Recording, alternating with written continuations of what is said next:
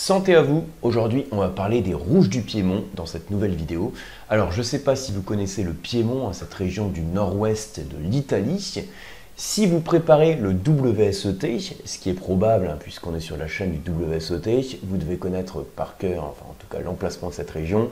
Mon but ici, ça va être d'insister surtout sur les vins rouges de cette zone et vous donner les points clés à avoir en tête pour l'examen, en tout cas pour avoir les connaissances qui sont nécessaires pour le WSET. Et comme toujours, même si on est sur la chaîne du WSET, cette vidéo, elle s'adresse aussi à vous, si vous êtes amateur de vin, passionné de vin, parce que le but, c'est de voir en quelques minutes, je reste sur des formats courts, de voir en quelques minutes les clés à connaître sur ces rouges, alors qui sont parmi peut-être les plus grands rouges du monde, les plus grands rouges italiens du monde. Alors moi je présente ça en 3 points clés, je vous ai mis ici 3 points clés pour connaître un petit peu ce qu'il faut savoir sur le Piémont. Petite parenthèse, alors il n'y a pas longtemps je vous ai fait une vidéo aussi sur cette chaîne, on était sur la Vénétie, sur les vins de Valpolicella.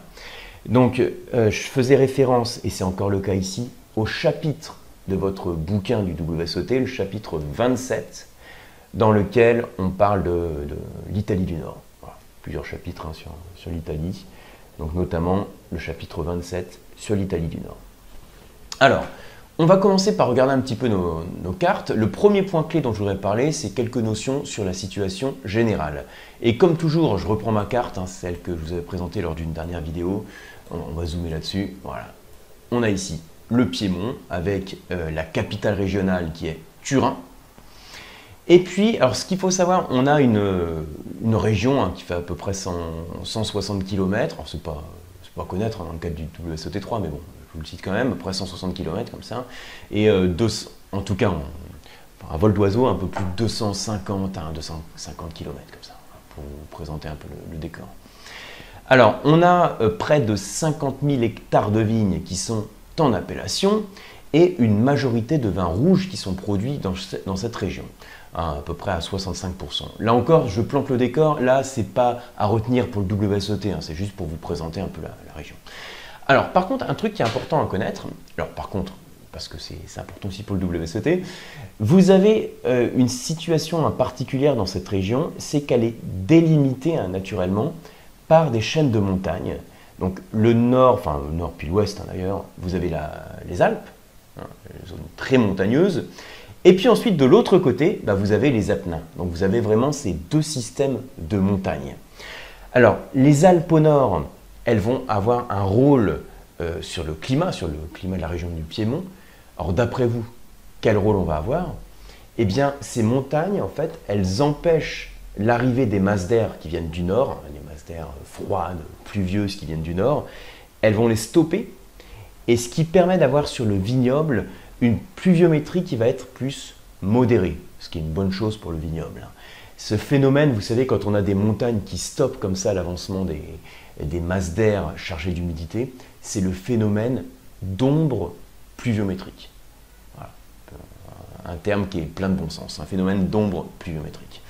Voilà, donc un vignoble où il y a quand même de l'altitude, enfin l'altitude, on n'est pas non plus avec les vignobles qui sont à 1000 mètres d'altitude, on est autour de 150, 200 mètres sur la plupart des vignobles. Et puis on peut taper aussi sur des 500, 550 mètres d'altitude.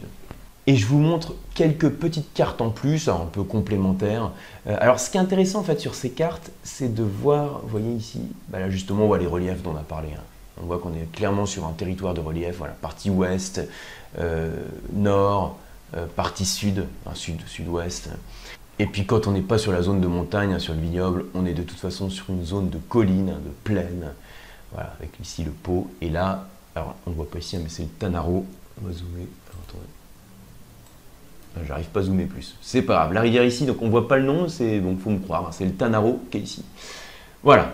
Alors quand je dis territoire de colline, autour d'Asti, on va être autour de 120 mètres d'altitude, vous voyez.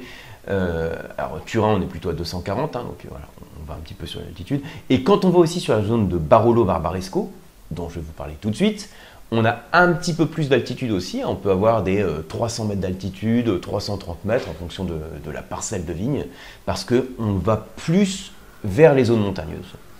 Alors ça, c'est simplement pour comprendre la situation générale à retenir, donc cette situation de vignoble de collines qui est délimitée par un système de montagnes, les deux systèmes de montagnes étant les Alpes et les Apennins. Alors, premier point. Alors maintenant, on va rentrer un peu dans le vif du sujet. Vous devez absolument connaître ces trois cépages rouges que sont le Nebbiolo, le Barbera et le Dolcetto. Voilà. Donc, quand on vous dit Piémont, vous préparez le WSET et vous êtes amateur de vin italien, on vous dit Piémont, trois cépages rouges. En tout cas, on parle des rouges ici en particulier. Donc, trois cépages rouges, Nebbiolo, Barbera, Dolcetto. Alors, deux, trois mots clés peut-être sur chaque cépage. Alors, on est sur du vin sec, dans ces différents vins. Alors, Nebbiolo donne des vins bien costauds comme il faut. Qu'est-ce que ça veut dire, bien costaud comme il faut? Parce que ce n'est pas un terme qui est dans le WSET, c'est-à-dire des tanins puissants. Un corps que je vais qualifier de charpenté. Donc, pour utiliser la terminologie du WSET, donc tanin puissant, corps charpenté, donc on va dire tout est fort. L'acidité est élevée. On va dire le seul truc qui est surprenant, on va dire en dégustation, qui vous surprend souvent, c'est qu'on a une couleur qui est peu intense, peu marquée. Souvent, vous savez, quand on a une couleur qui est très marquée, très soutenue, intense, des larmes qui sont présentes, on s'attend à un vin costaud, un vin charpenté, tanin puissant, tout ça. Ici, la couleur, en général, est peu marquée. Donc, acidité élevée, tanin puissant, il y a un corps puissant. Il y a, alors, élevage en fût, mais pas toujours. On peut faire un élevage en fût. On va en parler juste après pour les appellations. Et puis, c'est un raisin qui va donner des notes fruitées. Je pense aux notes de prune, un peu d'herbes séchées, quelques notes florales également.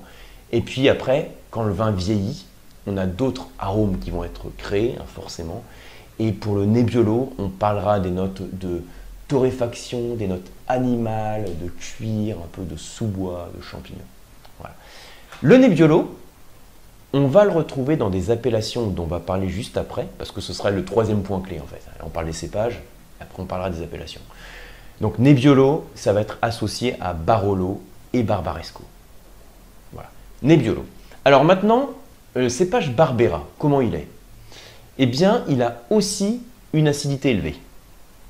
Par contre, il n'est pas aussi fort que le Nebbiolo. Qu'est-ce que je veux dire quand je dis pas aussi fort? Eh bien, il n'a pas autant de corps.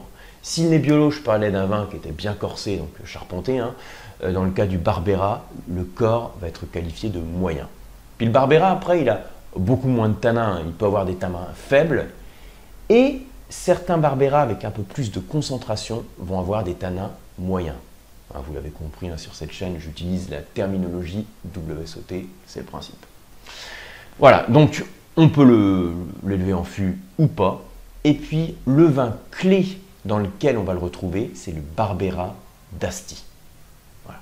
Nebbiolo, Barbera et Dolcetto. Dolcetto par rapport aux autres cépages, ce qui différencie peut-être des deux autres cépages de Dolcetto, c'est qu'il n'est pas aussi acide. Nebbiolo Barbera, c'est acide, acidité élevée. Dolcetto, on va qualifier plutôt l'acidité de moyenne.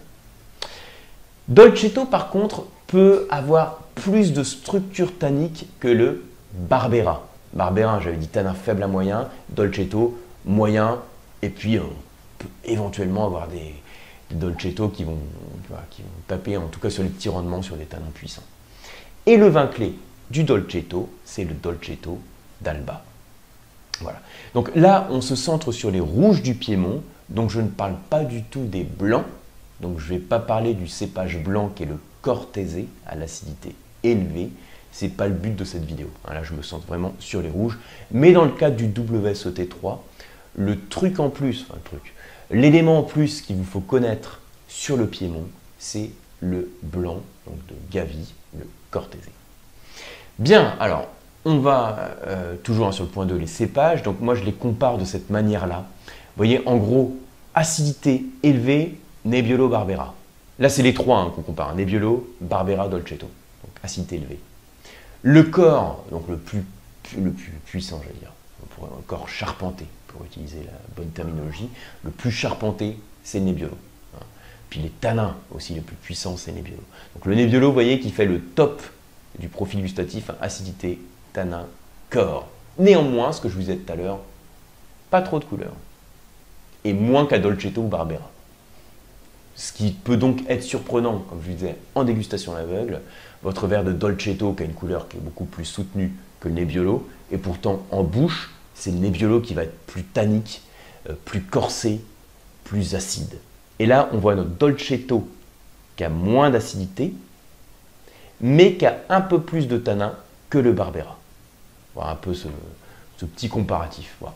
Donc je vous le mets ici, hein, ce n'est pas un schéma du bouquin, hein, ce n'est pas du livre, c'est moi qui vous le présente comme ça. Vous savez que j'aime bien le présenter sous forme très visuelle, les profils gustatifs, donc si ça vous aide, ayez-le en tête. Ensuite, les appellations à connaître. Alors, quand je regarde cette carte, on va zoomer un peu comme ça, voilà, on voit, hein, ça c'est la zone du Piémont, qu'on a plusieurs zones de couleurs avec plusieurs appellations. Ceci dit, on ne va pas se compliquer parce qu'on est sur le WSOT 3 et donc on va coller au programme du WSOT. Donc je ne vais même pas vous évoquer ces appellations. On va se centrer sur les appellations qui nous intéressent pour le WSOT 3. Ça en fait déjà pas mal. Hein. Sur l'ensemble du bouquin, ça en fait déjà beaucoup, rassurez-vous. Donc vous avez Barolo, DOCG, Barbaresco, DOCG.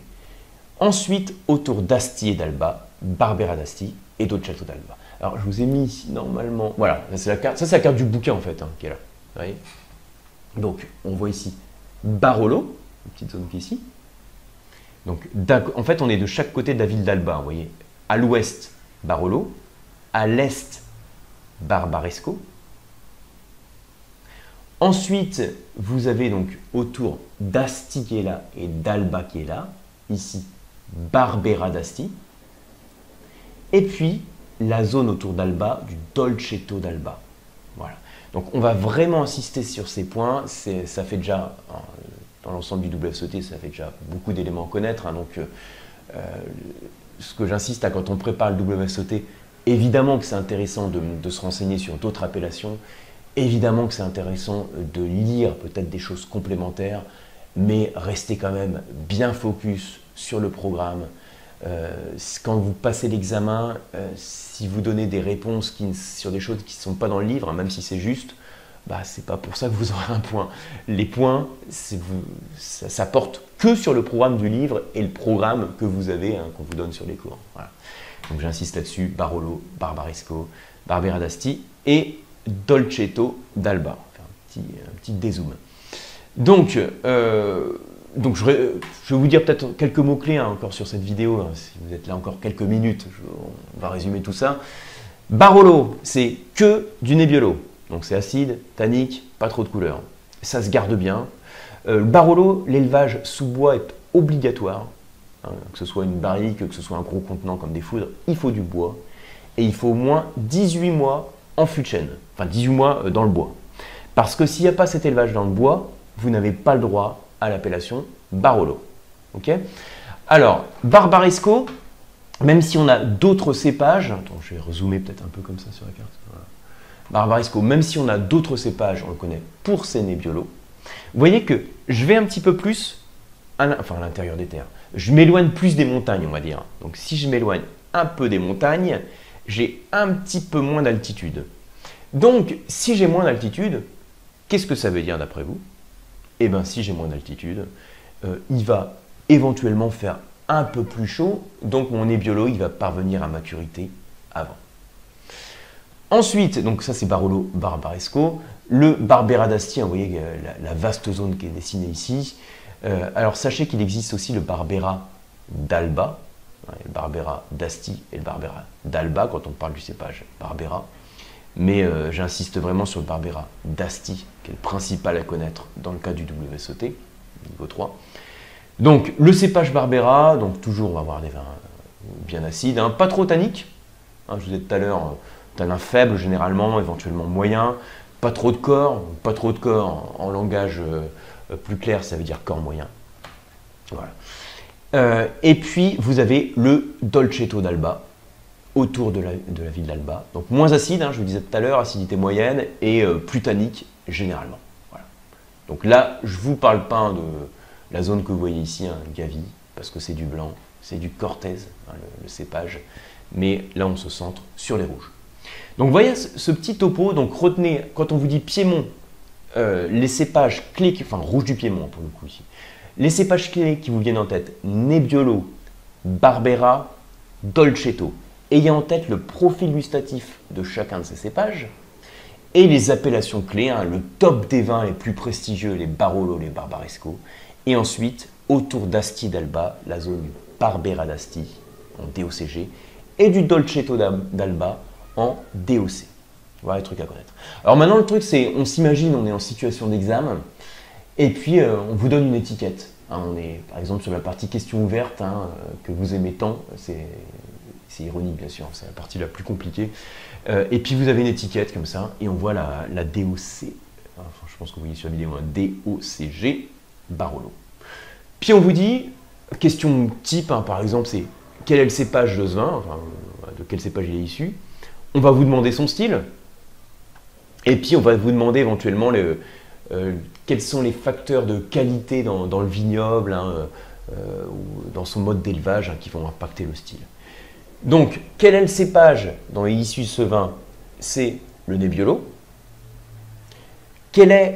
Pour répondre à la question de l'examen du coup, quel est le style du vin?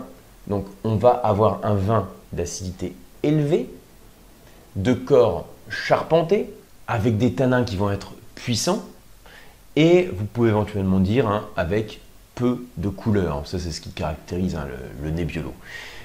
Il va développer des saveurs de cerises, d'herbes séchées, on parle aussi éventuellement de prunes. Alors ici, on voit aussi un millésime qui a une certaine évolution. Donc on peut imaginer aussi qu'on a des notes tertiaires qui vont se développer, hein, des notes d'évolution.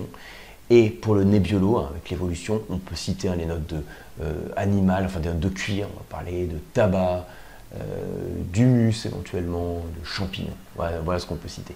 Et après, pour la troisième question que je vous évoquais tout à l'heure, les facteurs de qualité dans le vignoble ou l'impact de son élevage, etc. Là, vous allez insister particulièrement donc, sur l'élevage en disant que dans cette appellation, l'élevage sous bois est obligatoire. Il doit faire un minimum de 18 mois en chêne, ce qui permet hein, d'assouplir ces tanins puissants et de lui apporter de la complexité en créant des arômes, enfin en apportant des arômes liés au bois, des arômes de boisé, de vanille par exemple. Donc voilà les quelques repères clés sur les rouges du Piémont. J'espère que vous avez appris des choses au travers de cette vidéo, hein, même si vous ne préparez pas le WSET d'ailleurs. Et si vous le préparez, j'espère que ça vous a permis de remettre un peu les idées en ordre, hein, de bien mémoriser tout ça. Pour ma part, eh bien, je vous retrouve soit sur ma newsletter, si vous n'êtes pas encore inscrit, c'est le premier lien en description. Je vous retrouve également sur les certifications, dont le WSET, hein, sur le site lecoam.eu et sur les masterclass de dégustation. Merci et à bientôt.